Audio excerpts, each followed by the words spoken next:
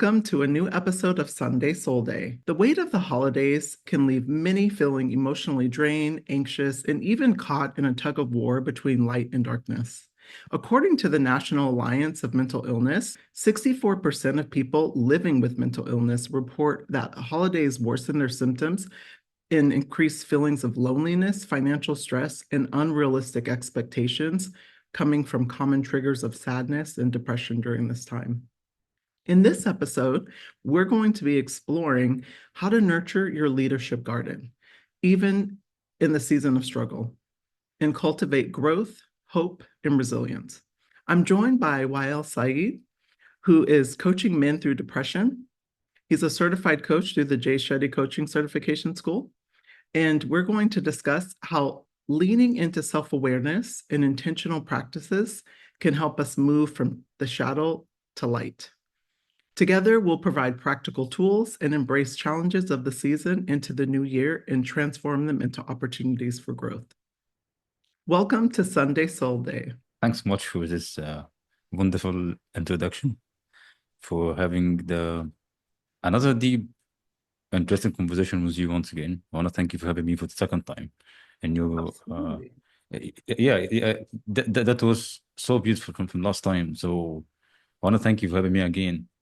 And I'm happy that we're going to talk about this topic. And your introduction really touched me a lot, especially about depression, this line about loneliness. It's interesting. One of the things that I have found during the holidays is people are so stressed, whether they're parents, trying to get their kids everything, maybe they're financially stressed and they can't buy their kids everything, or there's pressures from families to travel to them and show up. And it's like all of these expectations, and so one of the things I actually wrote about in my newsletter on Substack called the Soul Fueler Journal is really around releasing the just the pressure and the stress and the guilt around the holidays, to create a lot more grace and harmony for yourself. And I think what is so interesting during the holidays, a time when things are supposed to be joyful and simple, to your point, it's not, and it's very stressful. And I can imagine if you're already, according to that stat, suffering with depression and anxiety, that it really exasperates it. One of the quotes that I included is, joy isn't found in perfection. It's found in the moments we allow ourselves to be simple, imperfect, present, and enough. Yeah. And unfortunately, the holidays leading into the new year, right? Like really creates a lot of stress. And I think it really allows people to slip into their shadow side, their dark side, as opposed to staying in the light, which is, joy, being imperfect, present, and realizing that you're enough even without all the gifts and all the things, the holiday parties, and all the things that come along with it. So, but it's really the reality we're facing is around higher costs of living. Debt rates are at an all record high, and really just emotional fatigue, that still stems from, even dating back to COVID. We're still having emotional fatigue. Diving right in, because I'd love to get your take on this. What are some common signs that someone might be leaning into their darker side, like during or after the holidays? So it's a very deep question, to be honest. The first thing that comes to my mind is comparison. When you compare yourself with others, especially in this days that you are scrolling a lot in social media, is that right? And people that whenever that anybody take any, mostly you are taking your phone with you whenever that do anything, is that right? You can see your friends, you can see other people in social media that whenever that you travel anywhere, that you just take a picture of the place that you are in or something like this, and you start to compare yourself with others. You start to overthink about what I'm gonna do in the holiday, and start to give yourself a financial pressure, because you compare yourself, your financial status by these people, and you start to put yourself in very stressful uh, stress and anxiety, overthinking, and burnout and depression because you compare yourself with other people that you don't know anything about them financially. To be honest, No, that is that's the first so thing that you compare yourself with others. Yes, yeah. comparison. It's completely different. The first one that you judge yourself.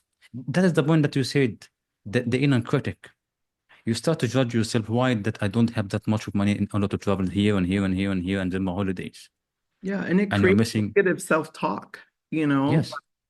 and that inner critic is so cruel, you know. Like Mhm. I've been there, you know, where you're so hard on yourself, and I think the holidays, you know, and even leading into the new year really really exasperates it because people are comparing what other people have, you know, making sure that they can get their kids the, you know, the best toys, you know, so then their kids Mhm. can, you know, kind of compete with whoever they're competing with, you know. It's like, Mhm. and I love that you mentioned the comparison. You know, some of the other things that I noticed during this time, like some common things is really like just increased sadness, hopelessness, you know, irritability, like a lot of anger, like, you know, you're kind of quick to anger, like a withdrawal or isolation during this time, you know, increased anxiety, acting out of character, you know, becoming like overly defensive, like even manipulation during this time, Mhm. jealousy and envy, Yeah. dishonesty, like low self-worth, low self-love. Like these are signs that I've seen in, you know, people that I'm working with, like my clients I'm working with, that Mhm. are coming up and they have no, they're like, I don't understand why, you know, and I think it stems from so many things, you know, and I think the holidays really shines a light on it. Mhm. You said something that I want to. The second thing, from my point of view, is that I have a lack of simply, if you have a plan for your own holidays and you put this plan with financial management, depend on your own situation financially, that you just reduce that kind of anxiety, stress, and overthink about your own holidays. But you just, yes, I want to do this and this and this and this and this and this and buy this for my kids, or I travel here and here and here and here, and then you find out that at the middle of the holiday that you don't have enough money for this, Yeah. and then It's you're like gonna spend they're your own avoiding credit the card. responsibilities, you know, it's like Yeah. it's really avoiding the responsibilities of what they're supposed to do because they're trying to keep up and do all the stuff, you know. Mm-hmm. Mm-hmm. And it's It's a lack really of like, plans. Mhm. yeah, and I'm trying to like uh, I did, you know, I'm gonna be honest, like I stayed local and you know, I personally don't really care to travel during the holidays too much, but Mhm. I use and this has actually been historic for me, like throughout my career working in tech. I used to actually use that time because I knew people would be available and reachable. And so I actually worked, you know, like that was a great, you know, this is a pro tip for recruiters is a great time to Mhm. reach people because they're usually traveling, they're available. So I actually work during that time and I take my holiday like starting in the new year. And so Mhm. it just has really served me like to be able to approach the holidays a lot more relaxed and you know Mhm. I'm not under pressure running to you know the airports doing stuff. I never wait the last minute to buy my Christmas presents. I usually buy them like you know during Thanksgiving, that Mhm. Black Friday, excuse me, and Mhm. and I buy my Christmas gifts early and I get them at a discount. And I Mhm. think that planning, you know, you talk about that. It's like that planning is very important. Mhm. Yeah. Also, complication things. There's no simplicity here. That linked by, say, comparison, lack of plans, and simplicity. You think too much. It's the overthinking. Is that right? Holiday doesn't mean that I have to travel to around the world in order to have some joy, love, and some relax and have some breaks for my job, for my family, whatever. No, maybe you can stay at your home. Believe me, you can stay in your home, watch a movie, buy some food for yourself, have a walk, have a run, go out with your friends. Simplicity on a simple thing. You just need some break, mentally, emotionally, and spiritually. Do new things, simple new things. Any plan that you have that, for example, if you want to make a skydiving, that you want to go to for a marathon, if you want to go some other city Right. beside you, it doesn't mean that I have to travel in another country, something like this. It doesn't mean that I have to buy too much thing for myself. Simplicity is linked by comparison, and also something else that came to my mind right now, which is it's some ego and overthinking about people, what people will say about me, especially in Christmas time. So people talking, is that right? Neighborhood talking. What did you bring for your family? And as you mentioned, your kids will start talking. Oh, my mom buy for me Xbox. My mom buy for me like this and this and this, and start to fight with each other and just to compare each other. Exactly. So it's also about the culture that the environment, the home itself, because home it's a small environment, it's a small tribe. Is that right? That you are the mother or the father or the kids. How can you raise your children with this kind of mindset? So we just be grateful for the thing that you have in your hand right now. It's a gratitude thing. So I'm grateful that for my health, I'm grateful for my family's here, I'm grateful for the small thing that I have in my life. So comparison, lack of plans, simplicity, and also lack of gratitude for the thing that you have in your life right now. It's so interesting because you touched on so many great things, especially around like, you know, the outer critic, in addition to the inner critic, right? It's like we're so worried about what people will say, or like how, if I don't show up to my family, like, what will that mean? Will they hold that against me? And here's the thing that I have learned: people are going to talk regardless. So Mm, let them. Again, going back to my newsletter, one of the things I wrote is like, this is a gentle reminder. It's like, you don't owe anyone a flawless holiday. mm, mhm, Your mhm, worth isn't measured by how many lights you hang, how many gifts you have under the tree, how many mhm, traditions you keep alive. It's really about letting that guilt go, and mhm, allowing you to embrace the season in a way that works for you. Like, we are the co-creators along with our creator of our life.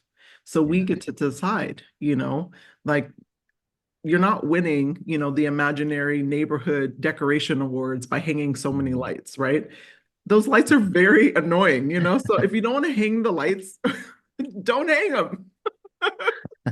Like, you can set healthy boundaries with your families or your in-laws, and practice saying no. Like, like, that's one thing I encourage this season is like, practice saying no to honor yourself if you're not in a space where you want to travel and deal with all of that, right? Like, maybe Mm, you're navigating some financial challenges that you want to maybe keep private, and you opt for maybe a fewer gifts, or instead of gifts, maybe having a meaningful experience. Like, I know families that did that. They're like, hey, instead of, you know, um, buying gifts, we actually went to Disneyland. That's amazing. mhm, Your kids are going to mhm, remember that. So it really is so important, not just in the holiday season, but really throughout the new year and the years after, to really design your life for mhm. you. Yeah. You said something so important that I want to comment here. It's about your own core values here.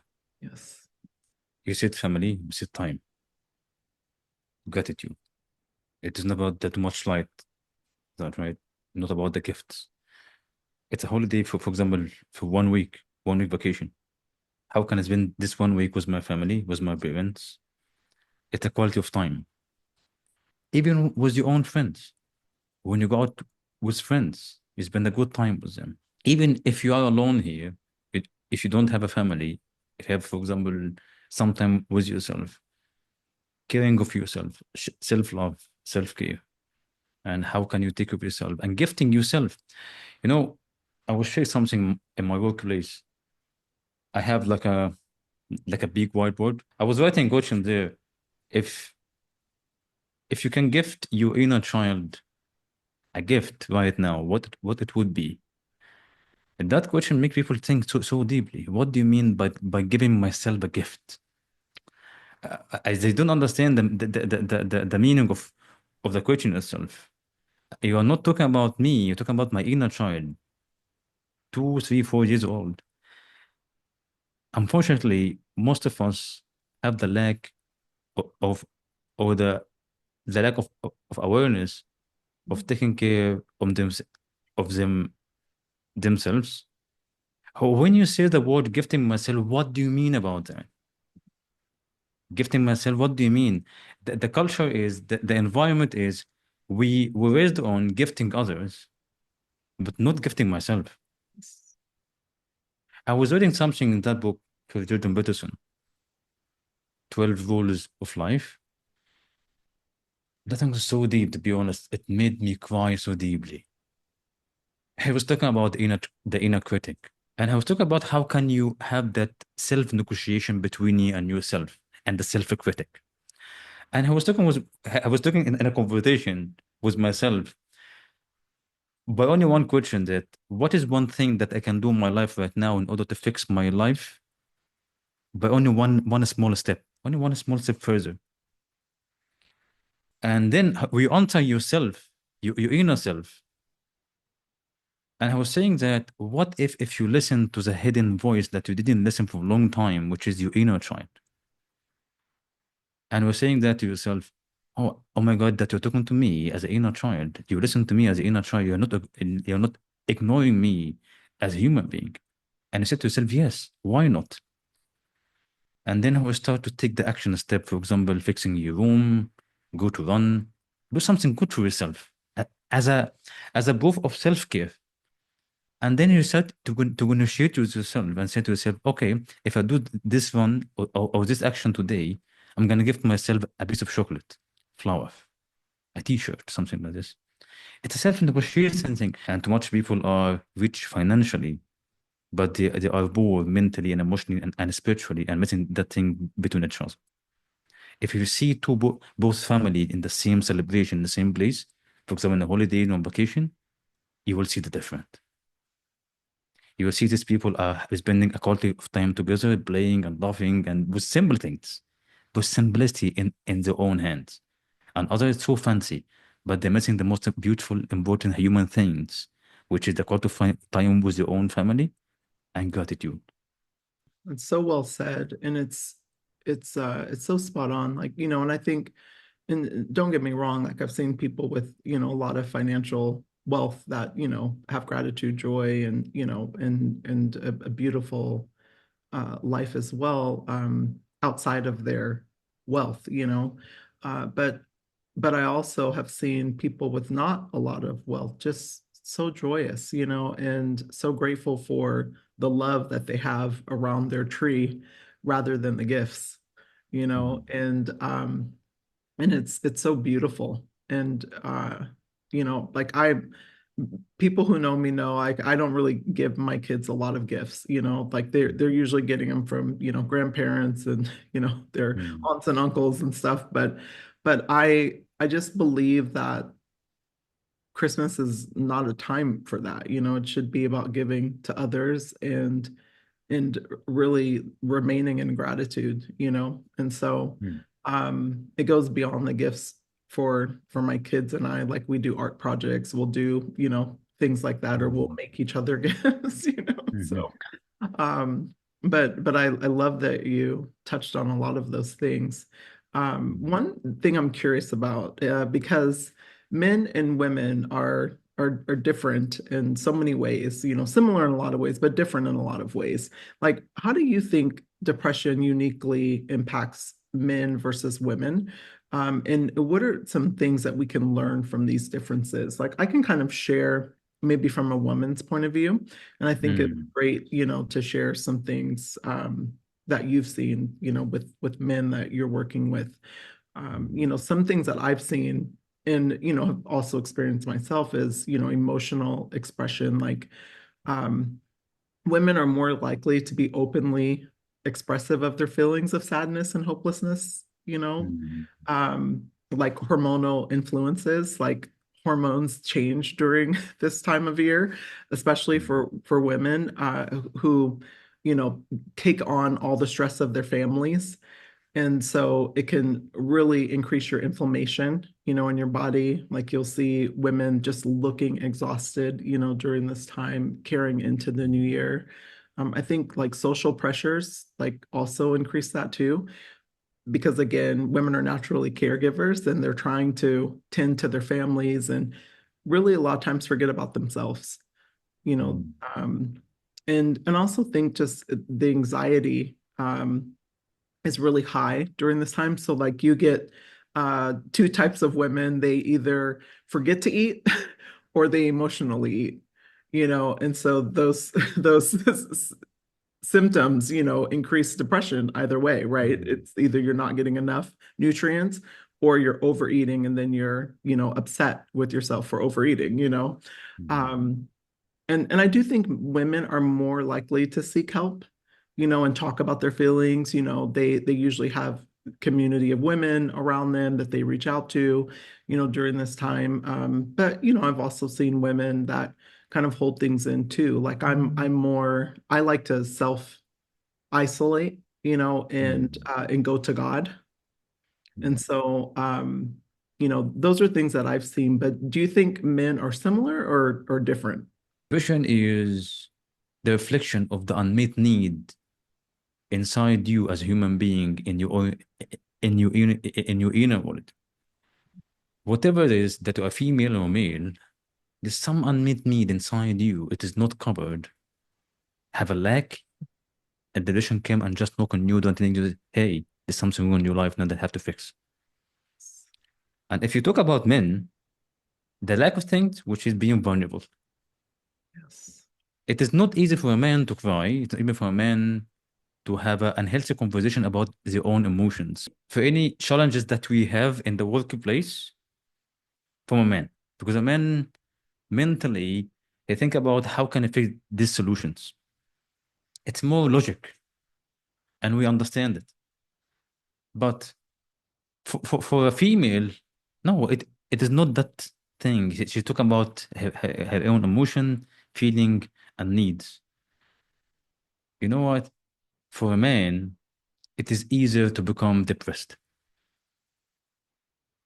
It is easier to go through a high degree of depression, like suicidal thoughts. It is easy to commit suicide with men because men, even between each other, in the best friends, he afraid to be weak. He afraid to be the alpha. He afraid to be the strongest one. He afraid to be judged from his best friend. His best friend. I'm not talking about normal friend. His best friend, and have judgmental thing, and he gonna lose his friend or something like this, even his family, and he start suffering from himself and have that inner critic with himself, that inner war between him and himself about the unexpressed needs, emotions, and feeling. Maybe it end up by something like suicidal or something like this. But mostly, but now that is not the old cases. But now I think that we become more aware about this. How can, especially in social media, we talk a lot about depression, we talk a lot about the mental health awareness, and people start to talk, start to express, start to be open more. Even even not only with your best friend or your own friend, start to even talk with your own parents and start to talk with your own family, start to talk with your own wife, for example, and start to understand that, especially of wife, if you are married from a man, this man coming every day, stressful from work or whatever, what he's going through. It is not easy for a man in order to express his own emotion and need and unmet need with you, because he think with himself, if I talk with my own wife about what I'm going through, I will I will show my weakness in front of her, and that's not good for me.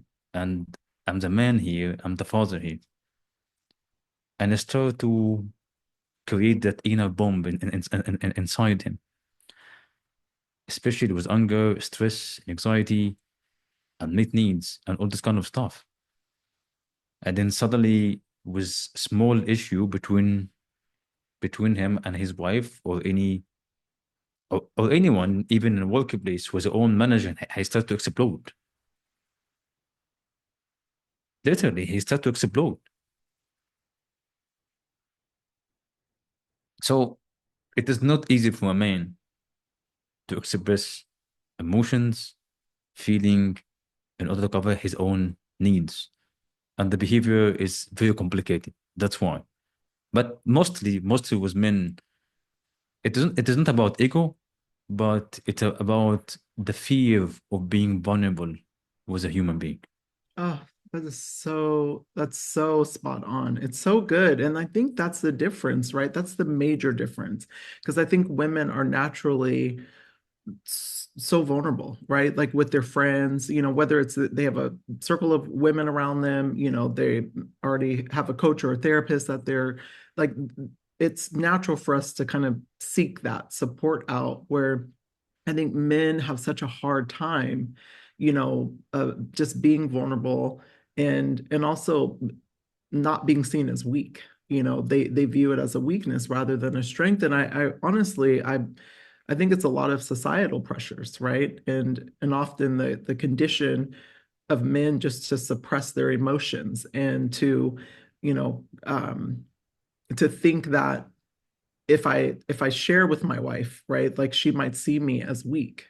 And that's like in some cases, one of my clients described it as death to a man, like being weak and vulnerable to his partner. He's not married, Mm. but they've been dating for a long time. And I really think many men fear being judged and misunderstood. And this is such an opportunity for women, to create that space. Yeah. And a lot of times they don't, right? Like maybe a man has shown vulnerability in some instance. Maybe it wasn't with you, the partner, but maybe it was with a mother or a sister or a past girlfriend. And then they got a reaction that showed that they shouldn't show that again, you know? Mm. And so Mm. then they retreat. And so I think it's so important when you're in a partnership to really create that space for each other so you can allow for that vulnerability to really come up because it's so needed, and I think men there's a stat I saw and I can't remember the exact stat, but it was that basically saying that men are more likely to commit suicide during the holidays, during this time of year Mm. more than women.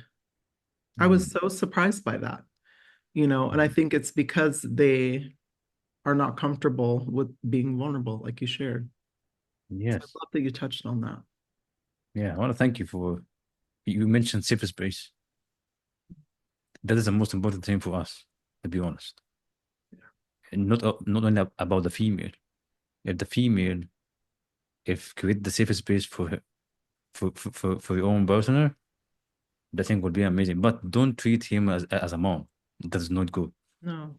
because there's some wife they just having that the head of mom. He is not your son.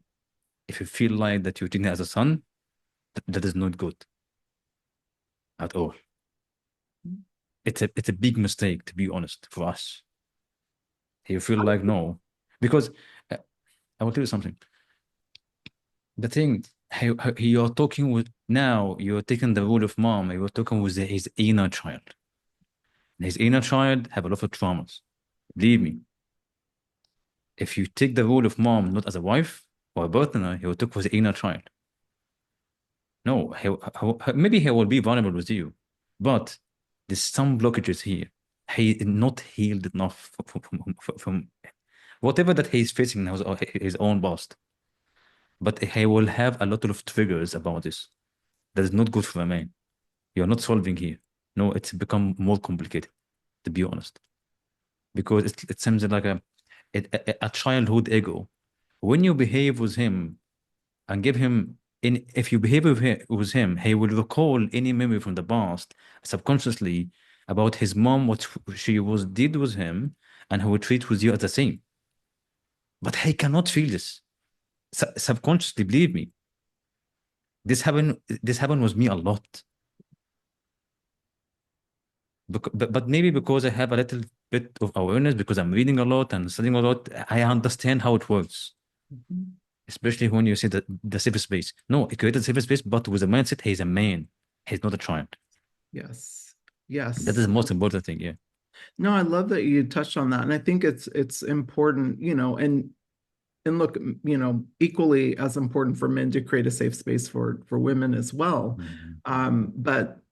But I think like some ways that women can do it is first and foremost like avoiding judgment and criticism.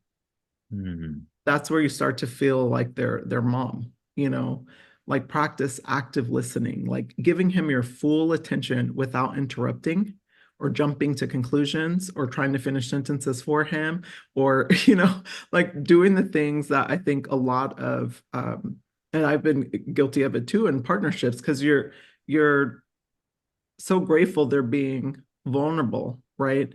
And you're wanting to help, but I what I'm working on with some of the women that I work with is almost treat it like coaching, right?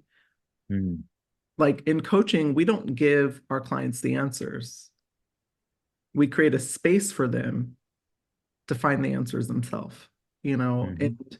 really men want to just be heard. Mhm. And so it's so important to listen without Mhm. interrupting, without jumping to conclusions, without trying to solve, without coming with judgments. Zip it. Yeah. and, Hold and on. and really encourage open communication, Mhm. gently asking, like, is this a good time, to talk? Like, do you feel safe to talk right now? Like, is this a good space for you? Sometimes it's not, sometimes they're not emotionally available in that moment. So wait till they are. Yeah. And when they are, it's such a gift. Mhm. So receive the gift, Mhm. you know. Yeah. And I think the tone that women take is so important, like Yes. not having a defensive or accusatory tone, but like calm and supportive and, you know, loving. Mhm. Really showing appreciation for the fact that he's being vulnerable, even if he doesn't tell you everything in that moment, Mhm.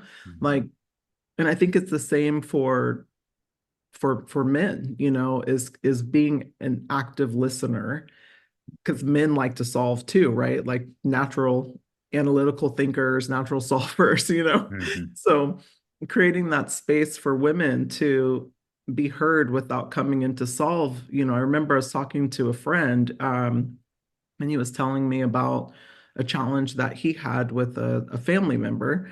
And I was listening to him say like all the things that he told her, right? But what I wanted to share with him in that moment is you told her all the right things, but at the wrong time. Mhm.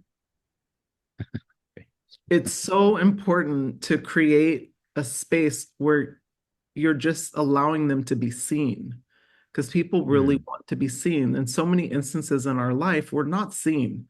Like whether it's the boss missing all the great work we're doing or not giving us credit for the work we're doing, whether it's, not being seen, in our just daily lives. Like, so when you come to your home and you're in partnership with someone, you want to be seen. You want to create that space. And so I think a judgment-free place and also modeling vulnerability is really important. I do that for my children. I'm not in partnership. So what I do is I create that with my children where they have the floor, like no interruptions. Anyone interrupts, they owe $1 to the jar. Mhm. So it's really teaching them the importance of listening. And my son made a really great point. He's like, my daughter, she will get the floor and she'll just talk forever, right? And so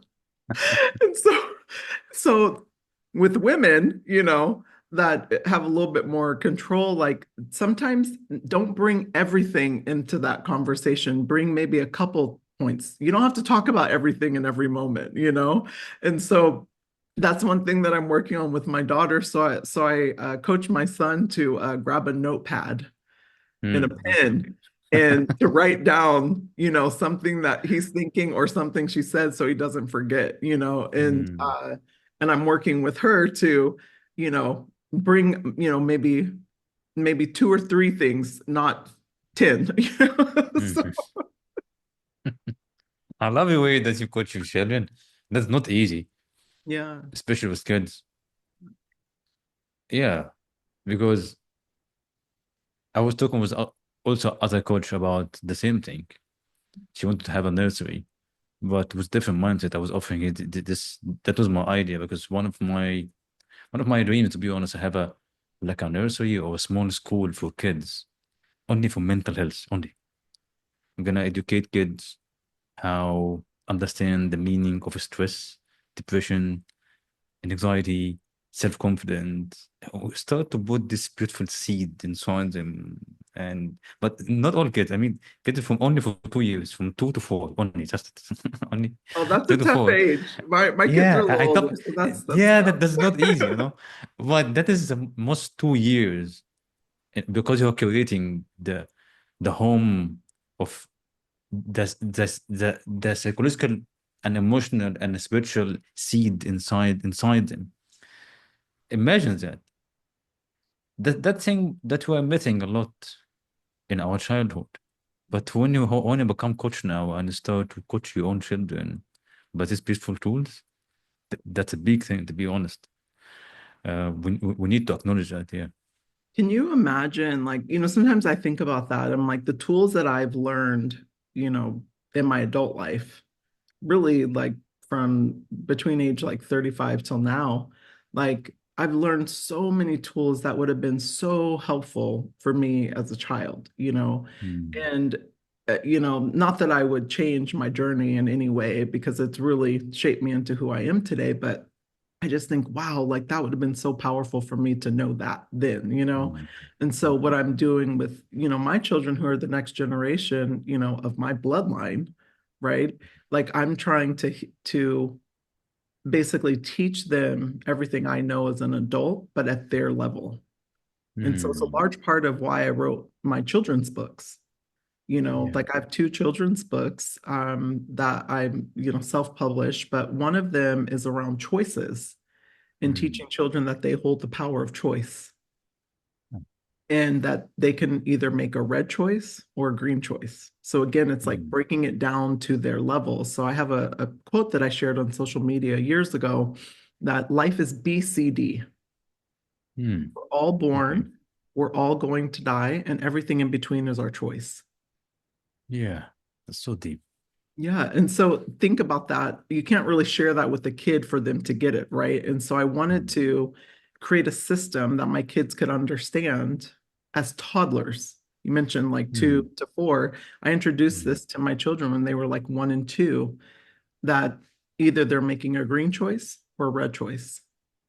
And mm, so red choices come with consequences. But what I did is because I want to raise thinkers, is I mm, would ask them, now, what do you think is a green choice? mm, And, like it was something as simple as my son taking a toy from his sister and then now she's crying.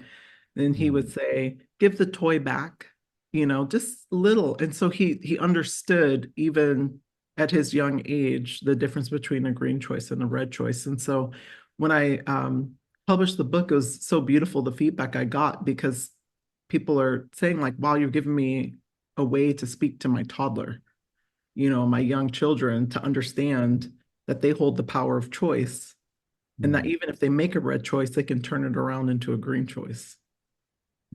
I love this concept, Thank but you. I'm so curious here between the green and the red, and what is in between. Because if you take the green which is the correct choice, is that right? And you mentioned if he take the right choice, how can he have the awareness in order to know that he maybe he made a mistake here, and had to learn from this mistake in order to turn it to the green choice. But that is the mindset.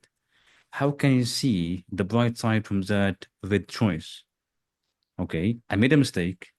I took the thing from my daughter or whatever, and she's crying. So how can I build that mindset that I made a mistake? How can I learn from this mistake and turn it to the green one? And this is where the See, beauty comes in. You allow yeah, them to do yeah, it. You allow them. yes. Like, see, parents are Mm, so guilty of this where they want to mm, solve for their kids yes. and you can't. Mm, So it's okay to allow your kid to sit in the red choice. mm, yes, That's yes. a gift. So I Mm, allow my son to sit in his red choices sometimes, and like we do a deep thinking exercise where when I put him on timeout, I'm like, I want you to think about what you did. Just think about it. And then I want you to come talk to me. mm, I don't solve for him. I let him think through it. yeah. And so and sometimes, the answer is I'm blown away. But think about if I quickly corrected him and solved for him, right? Like it takes the learning away. It's the same for Mm, adults. Like we make red choices, all the time, mm, every day, yes. right? Yeah. But we get to sit with our choices and then we get to think through like what could have been a better avenue. And I think this is the same for a lot of the tools and things that we've learned, right, that as adults that would have been so powerful as children, which is like the second book I wrote, which is teaching kids how to fuel their minds, their bodies, and their souls Mm, at their level mm, so they can get into the practice and the habits, daily habits of doing this and getting mm. excited about it. It's so interesting thing that you said as adult, but you build that mindset with your own kids, how they can sit with their own choices, if even if that choice or that decision is wrong. Let me dig deeper here because that thing's so interesting for me. We believe that we are afraid to make the mistakes. We're afraid to make a bad choices. We're afraid to be in the dark side, the shadow side in our life because we don't want to feel pain, regret, guilty, face our own fears. But the human being doesn't understand that the life is between. I mean, sometime here, sometime here. Yeah.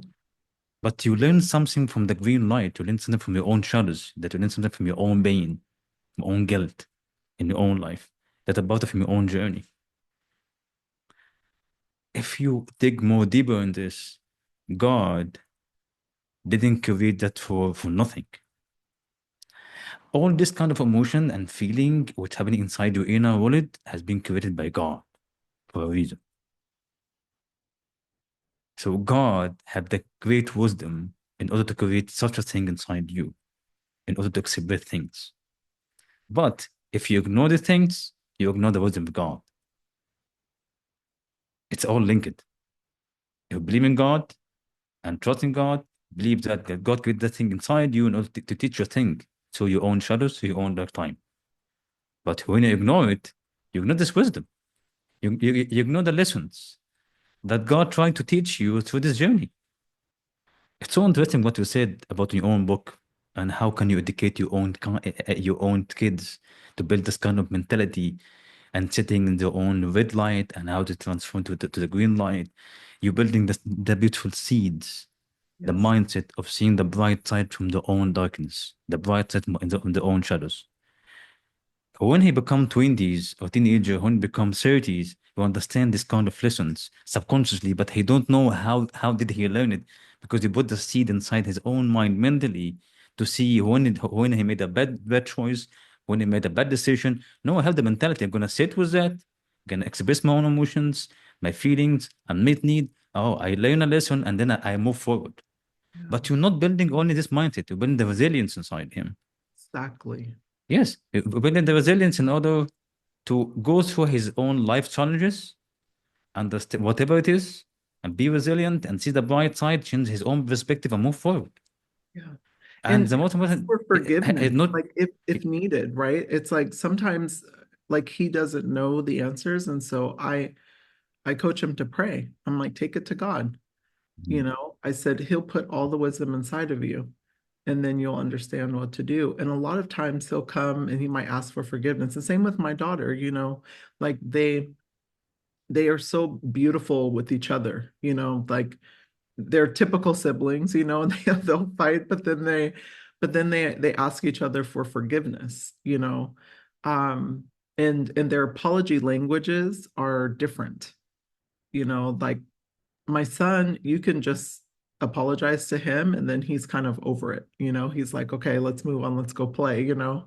Whereas my daughter wants to understand like why you're sorry, what you did, and that you understand the behavior, you know, that caused her pain, you know. So their apology mm, languages are very different, you know, same with their love languages. um mm, but it's really interesting to watch them navigate this and sit with, you know, their dark side, and then, you know, I call the red the dark side, right? And then the mm, green is the light. You know, you think about red flags, green flags, and people. That's where I got the color system from, you know.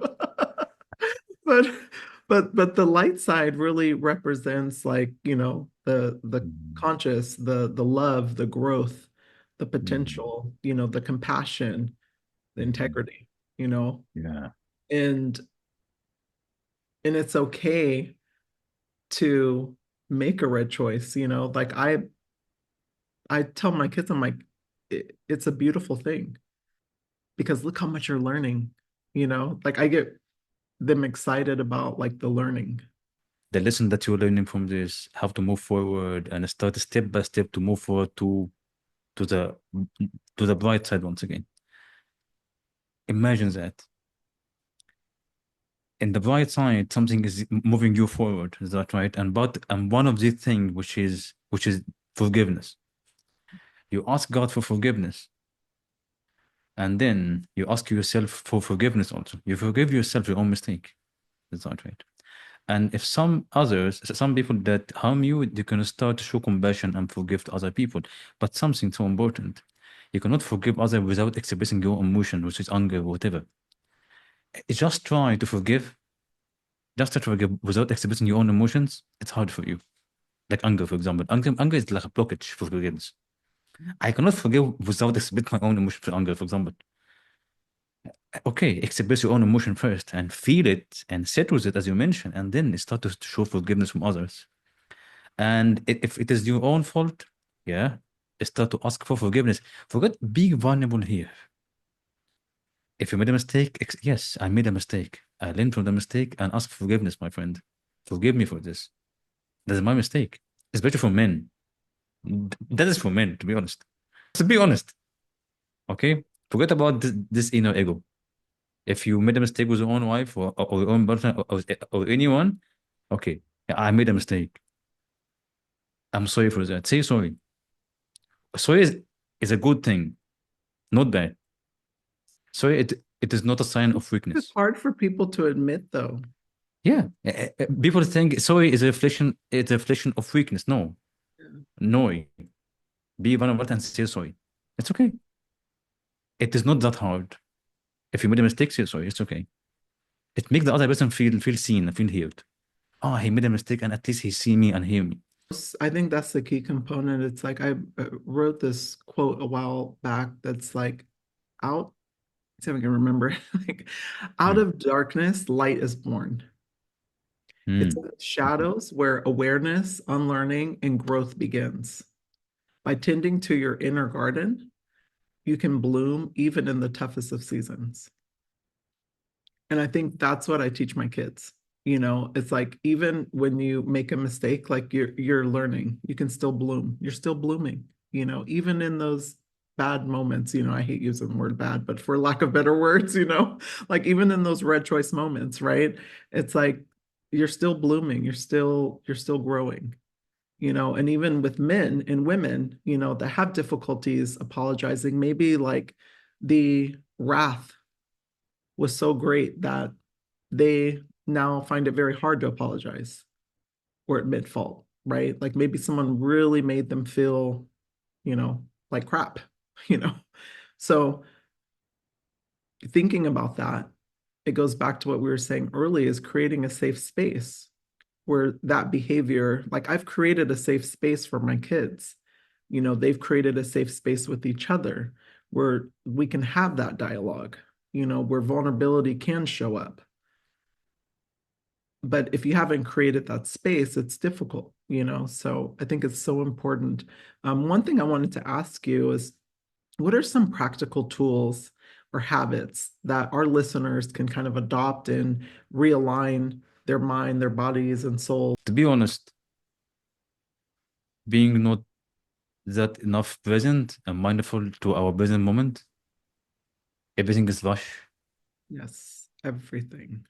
Yeah, you are working in a full-time job, stressful, under pressure, or whatever, if you are comfortable, but Yeah. Or stay-at-home mom, everything, rushing to get her yeah, kids off to school, rushing, rushing, yeah, rushing. Yeah.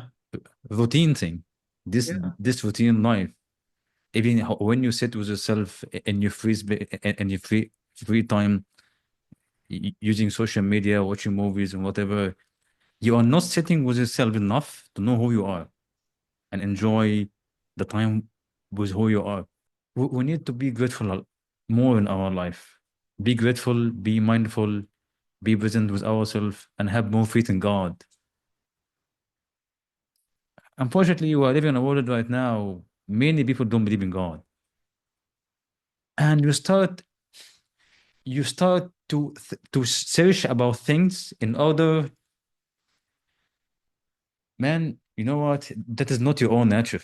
Don't run from own nature. It's a fake adventure in this life. The true adventure in life is the truth of knowing yourself and know God. It's a beautiful thing. That is your own adventure. If you if you don't believe in God, I was okay. I'm not against you, but think with me. You are looking for something higher than you in order to connect it with these higher things, which whatever that you call universe, you call the higher power, you call the energy, you call whatever that you call, but that is our own nature. We are looking for the higher things, the one who take care of us, the guide, the master, the mentor, the one the watcher. Because that is this seed has been created inside you. That's your own nature as a human being. I think that is the big proof that God is there. I think it's an amazing thing. For me, as a one who have a companion like depression or Mr. Depression, I respect depression. I really respect him a lot. And I'm so grateful to God that gave me through this depression for 10 years. I thank God. I'm so thankful to God now. Really, really thankful because He helped me and gave me the wisdom in order to transfer that curse from others to a grace from me. It helped a lot in my life to understand my own needs. First, I love that you have a lot of gratitude, for your journey. And I think just even starting with that is so important, and a lot of times people are not comfortable sitting by themselves and sitting with themselves and sitting with their thoughts, and they don't even know where to begin. And so, like, I'm speaking to that person, not the person that's already meditating 30 minutes, but people who are just getting started, start with 5 minutes. It doesn't even have to be that long, but develop a practice where you are not on your screen, where you are alone, in sitting and doing nothing. You don't even have to journal in those moments, right? But if something comes up for you, find a place to put it, whether you like to type and you keep it on a doc or you enjoy journaling like I do. Like journal things down as they come up when you sit with yourself daily, and that's where you will start to see patterns, and you'll start to be able to identify things that come up for you. And I think being very intentional, whether you are sitting you know, meditating, practice mindfulness, or praying is really important. And the first thing is to set that intention to be with yourself and to spend it with your higher power, like Wael said, whoever you call it, we call ours God. Um, and I think on top of that, just if I can add some things to that is, learning something new. A lot of times we take classes, you hear about this all the time, like on social media, people talking about all these classes, courses, things they're doing. Sometimes you can just do something as simple as learning something new about yourself. Doesn't have to be some extraordinary, award-winning thing or, where you're going to earn a certificate at the end of it. Sometimes you can just learn something new about yourself, whether it's through spending time with yourself, practicing mindfulness. I love mindful walks. I take a lot of walks that allows me to not only help my mind, but my body. So I move, I take a lot of walks outside where I just listen and I'm so in tune. I don't even take my phone. Like I have a route that I have mapped out that I know exactly how many minutes it's going to take me to walk, in my neighborhood. And so I don't bring my phone a lot of times because I want to be able to not be distracted. And I think a lot of times we live with so many distractions, and so much dopamine that comes up, that I think it's so important for us to like tap back into the simplicity, going back to being simple. Um, but also just something as simple as like prioritizing sleep, hydrating, on good stuff, water, like and beyond that, is just being kind, not just to others, but yourself first. I think we are programmed to show kindness and grace and love to others, but we don't do that first to ourselves. And to be honest, you're not even able to fully love people in your fullest capacity until you love yourself. And so those are things that I would add. And then the last is really like practicing boundaries, like going back to intention, setting that intention of, maybe you have a family or a wife at home or a girlfriend that you live with, and you say, hey, like when I come home from work, like I'm going to spend, 15, 20 minutes to myself. I don't want to talk. I don't want to, you know, whatever your needs are, like my kids know if they see me with my headphones on, my noise canceling headphones, that's my time. Like, unless the house is burning or someone's bleeding, don't come, don't come tapping mom, don't call my name because that's my time. And I listen to really calming music, and that's how I center myself. Like for me, I love sounds.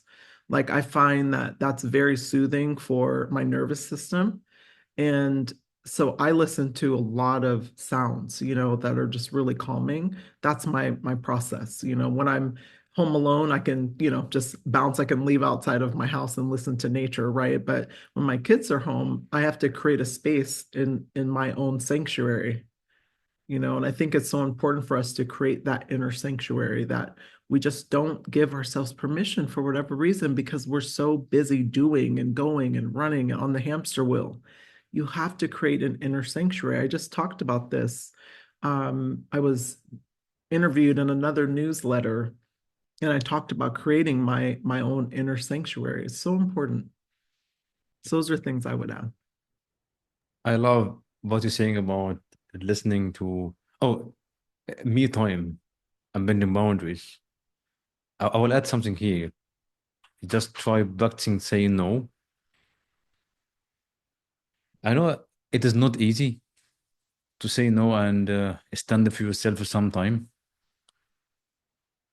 I was suffering a lot with that before, and one of the reason why that caused the depression, which is I'm not standing for myself, I'm afraid to say no because you reject your own inner self and your own inner needs, the need to sleep, the need to to do the thing that you love with yourself and tell you go, for example, reading, writing, whatever.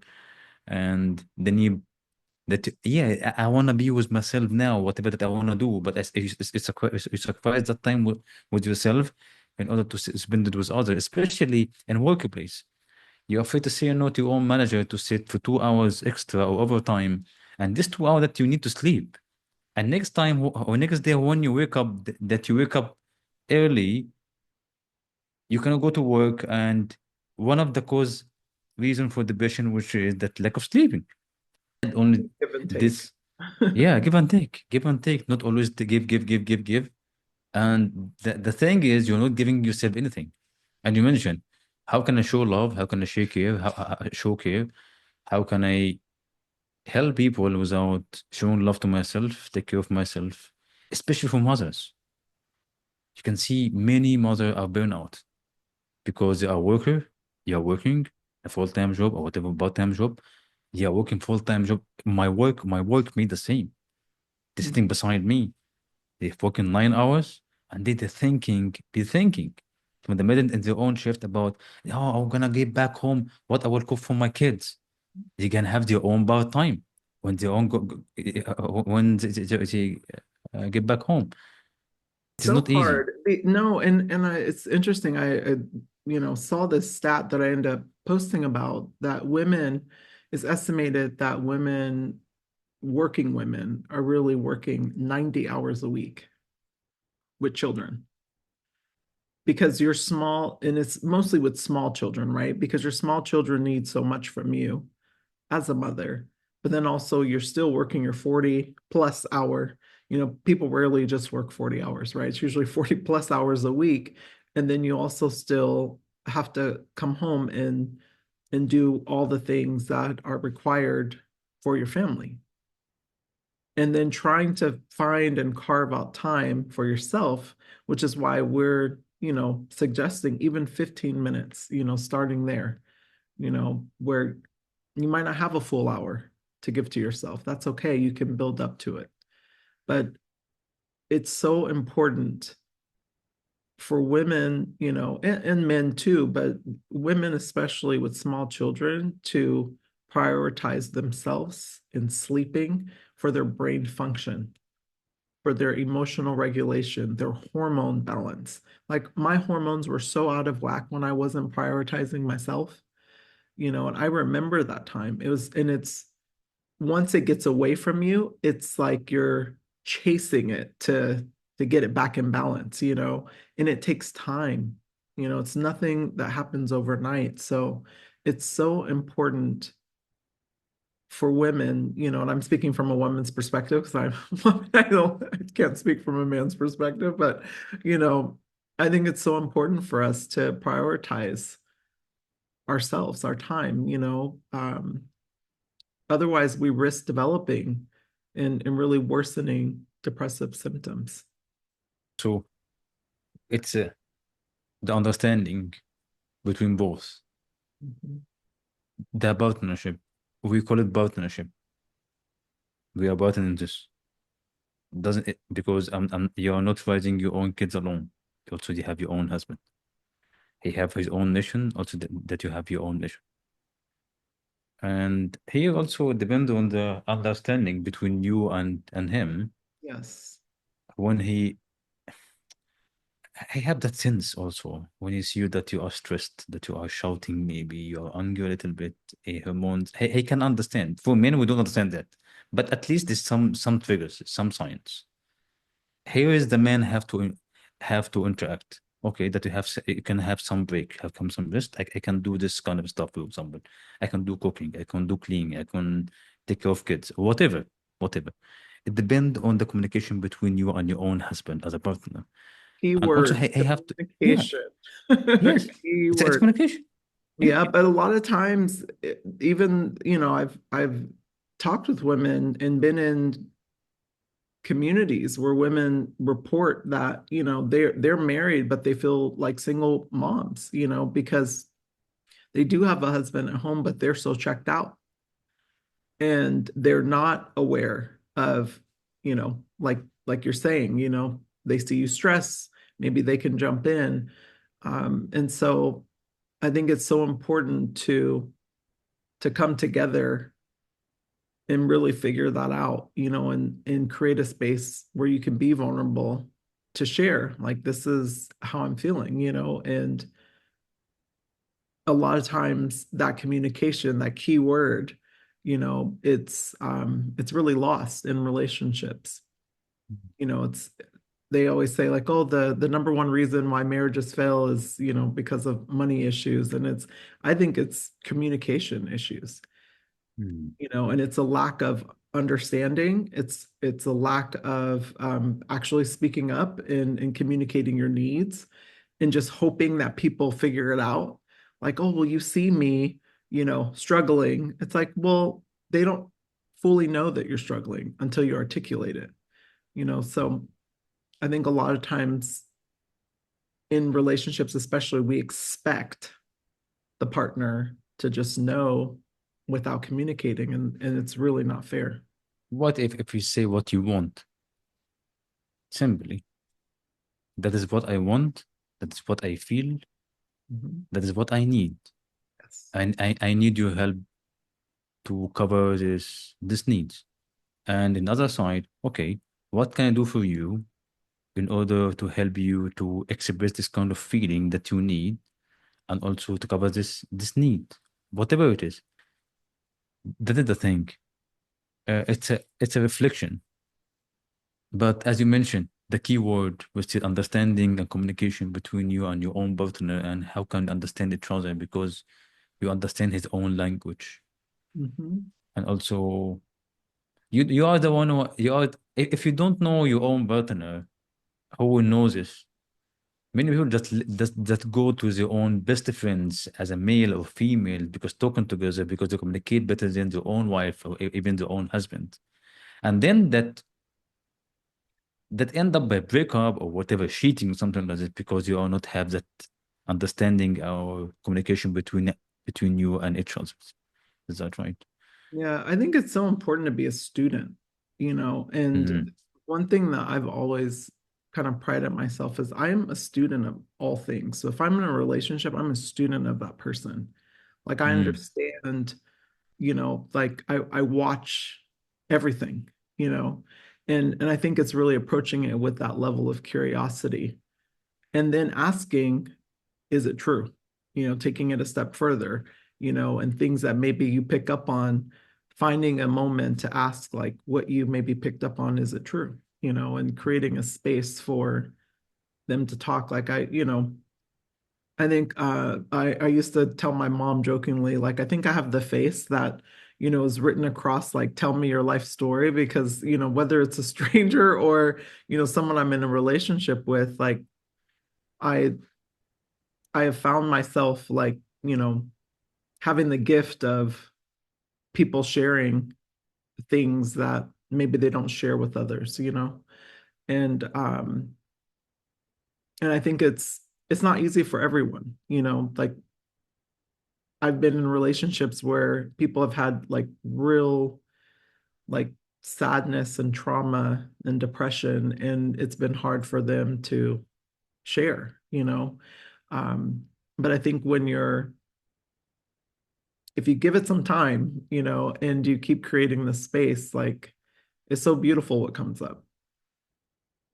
It's beautiful, and it's an opportunity, to support your partner, and vice versa for men, like, learn your wife, like, get excited about learning, like, maybe when she starts nitpicking or nagging or doing something, maybe she's stressed. She might just need a nap, and this goes for stay-at-home moms too. A lot of times, like, we talk about the working mom, but stay-at-home moms are equally as tired, like, they also need time, and I think I've seen marriages where the husband goes out and works and makes the money, but then they think, oh, the wife's supposed to do everything else. And it's like, well, wait a minute, let's take a look at that. Let's look at her list, and then let's look at your list, and that list is long on the stay-at-home mom side. So it's so important for partners to, especially, going back to our original, the start of this is, like, during the holidays, like, coming into the new year, it's just everything is stressful. So creating that space in your home, that's a lot more calm in allowing you guys to design your life according to your needs and operating systems. I want to thank you for highlighting this. Some people don't like to get back home and sit with their own husband or their own wife and their own kids. And they are running.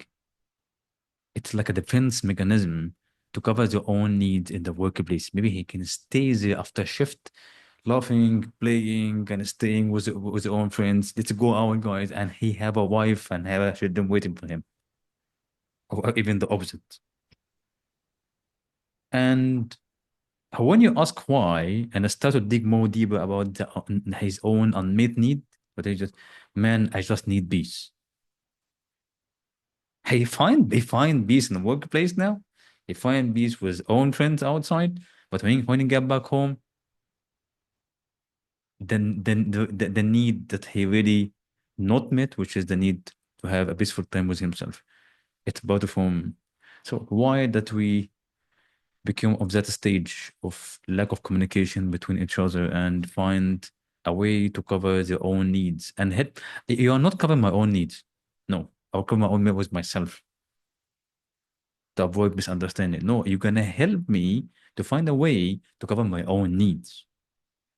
I'm not sleeping for you. No, I'm giving the safe space.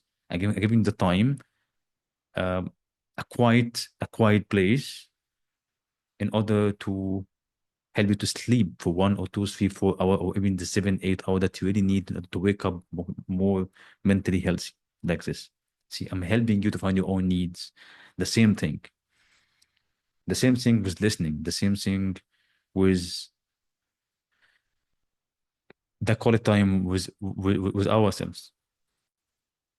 The thing that I wanted to highlight with you, especially also in my experience was my workmates. Yeah. So true. And I've seen it so many times where bosses would, you know, try and carry the day into the, happy hour after. And then in a large part of it is they didn't want to go home, you know. Um, and saw it with, when I was working in tech, where people just wanted to keep that same kind of energy going. But a large part of it is they hadn't communicated their needs, and this is why, like, a lot of couples are in therapy, because they need a third party in order to talk, because maybe the person isn't creating a space. That's why, you know you can only show up for people as deeply as you're willing to meet yourself. And so if you're not even willing to meet yourself deeply and show up for yourself, not betray yourself, give yourself self-love, feel like you're worth it, right? You're not going to be able to create that space for your partner fully. So it's so important, we mentioned this earlier in our conversation, is really understanding yourself first and creating that space for yourself, so then you can invite it in for others.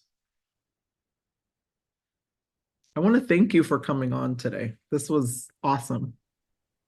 Such a beautiful conversation, as always. Yeah.